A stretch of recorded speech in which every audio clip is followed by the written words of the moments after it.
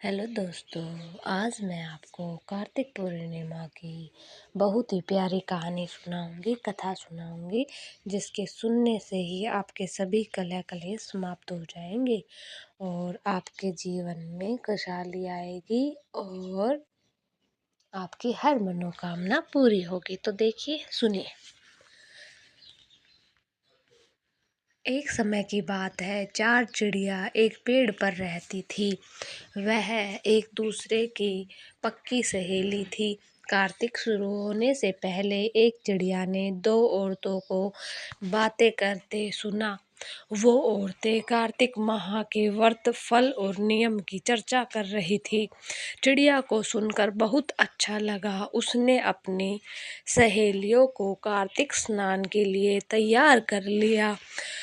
अब चारों चिड़िया कार्तिक माह में गंगा जी के किनारे एक पेड़ पर रहने लगी। गंगा जी में नहाती, पूजन और व्रत करती। ऐसे ही पूरा कार्तिक माह बीत गया। प्रतिपदा के दिन उन्होंने खिचड़ी बनाने के लिए घी, दाल और चावल इकट्ठे किए और खिचड़ी बनाई। फिर सब नहाने चली गई। परंतु एक चिड़िया नहाकर आई। उसे बहुत तेज भूख लगी थी। उसने खिचड़ी की भाप खा ली और सो गई। फिर दूसरी चिड़िया आई। उसे भी नहाने के बाद बहुत भूख लगी थी। उसने खिचड़ी का पानी पी लिया और सो गई। अब तीसरी की चिड़िया आई। उसे भी अब बहुत तेज भूख लगी थी। उसने खिचड़ी खा ली और वह भी दोनों चिड़िया के साथ सो गई। अब जब चौथी चिड़िया आई तो उसने देखा तीनों चिड़िया सो रही है। उसे लगा यह तो खिचड़ी खाकर सो गई है। उसने खिचड़ी की खुरचन खाई और वह भी सो गई। उसी शाम देवलोक से तूफान आया और वह चारों चिड़िया मर गई। अगले जन्म में जिस चिड़िया ने भाप खाई थी वह राजा के घर में राजकुमारी बनी। जिस चिड़िया ने खिचड़ी का पानी पिया था वह कुम्हार के घर पैदा हुई। जिस चिड़िया ने खिचड़ी खाई थी उसने ब्राह्मण के घर जन्म लिया और जिस चिड़िया ने खुरचन खाई थी वह राजा के घर हथनी बनकर कुम्हार की लड़की राजा के महल में दासी बन गई और ब्राह्मण की लड़की राजकुमारी की सहेली बनी। राजकुमारी को अपने पिछले जन्म की सब बातें याद थी। राजकुमारी का विवाह हुआ। जब वह विदा हुई तो राजा से बोली कि मैं अपनी सहेली और दासी को साथ ले जाऊंगी।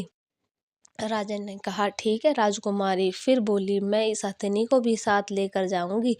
राजा ने सैनिकों से कहा हथनी को ले आओ, पर हथनी उठी ही नहीं। तो राजकुमारी ने हथनी के कान में जाकर अपने पिछले जन्म की सारी बात कही तो हथनी खड़ी हो गई।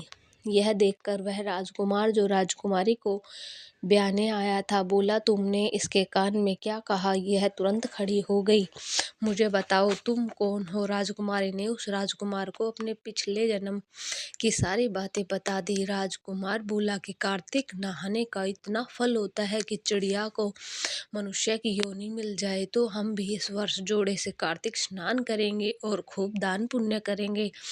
राजकुमार और राजकुमारी ने जोड़े से कार्तिक स्नान किया, जिसके फल स्वरूप इस लोक के सुखों को भोगते हुए अंत में उन्हें वैकुंठ की प्राप्ति हुई।